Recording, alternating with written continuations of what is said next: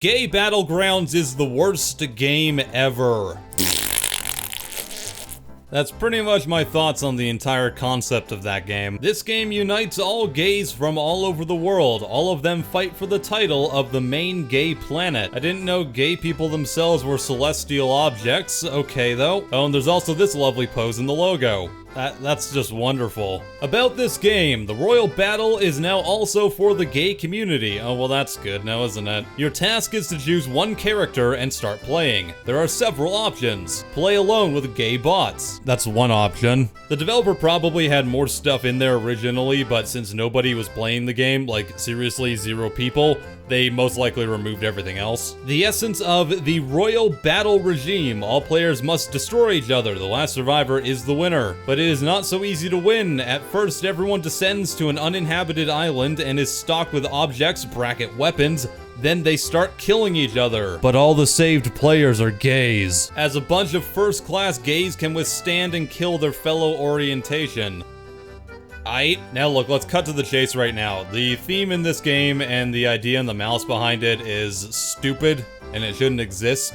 And Valve should probably curate their store. I think we all know this at this point. So I'm just gonna focus on all the other stupid parts of this game that should come as no surprise from the same publisher as PlayerUnknown Zombie. So as it should be incredibly obvious, and as seen by Mellow Online from Sentinels of the Store, this game is a blatant asset flip of Unit Z Battlegrounds. And by blatant, I mean it's Unit Z Battlegrounds. There's a couple stupid memes added to the front of the menu, but they're not actually in the game from as far as I can tell. So it seems like the poster of this game literally didn't do anything to differentiate it from the asset pack that they got. Because why would they care? They're not a real developer. They just like making stupid passe memes. Oh hey look, I found a secret building underneath the map that has the original asset pack creator's name and logo on it. Ain't that coincidental? So you drop onto a tiny island in a PUBG remake that has a voxel aesthetic because, you know, gotta appeal to them kids somehow. Now, because nobody's playing online, you can only play with bots, and they don't actually spawn in off the plane, they just appear on the ground. And you can only play with up to 10 at a time. The bots are incredibly stupid and constantly fire their guns up into the sky. Except for sometimes when they beeline towards your goddamn cranium. Zooming in on the weapons barely works at all, and some of them don't have proper reticles. There's like 2 different towns on this entire map, and it's blatantly obvious this was originally intended to be a demo.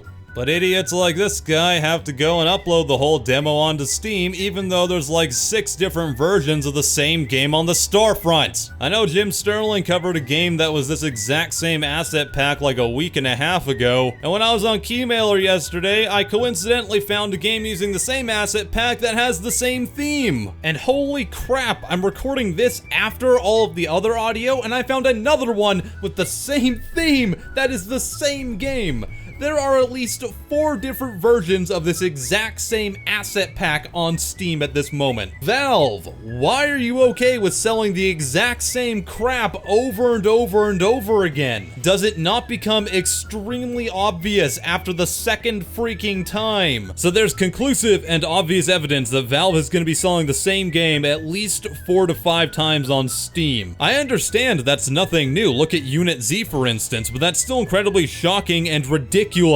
Like the second one doesn't even make sense. It says LGBT versus Russia, but it's a battle royale game with only one person standing, implying it's a free-for-all. I don't know, yo, it's just like really disheartening to see that after Valve did something about at least one major publisher of crap titles on Steam, they're still allowing obvious troll games like this one onto the platform, after they said they wouldn't be allowing obvious troll games onto the platform. Is it only a troll game according to Valve when Berdiev is involved? Because that seems to be the case, and not when people upload multiple of the exact same game that they didn't create in the first place. Like, for God's sake, all you have to do is look at the logo of this game and look at the screenshots submitted, and you can obviously tell it wasn't made to be a proper video game. It was made to offend a couple people on the internet. And I just want to make it clear that I'm not even offended by the publisher and developer of this game. I'm offended that Valve is continuing to lie to our faces and allow crap to get onto the storefront. Of course, idiots are going to submit stuff like this onto Steam if they're allowed to. When there's no control and curation over something on the internet, everything instantly becomes 4chan. Doesn't matter matter if the developer and publisher really intended or really think like that, they're lowering the overall quality of the entire marketplace. They're burying other indie games that deserve to get some attention. They're turning these store-bought assets that people did work very hard to create into a giant joke and a meme. It's seriously pathetic, and the real people to blame here is Valve. Get off your asses, curate your store, and put me out of a job.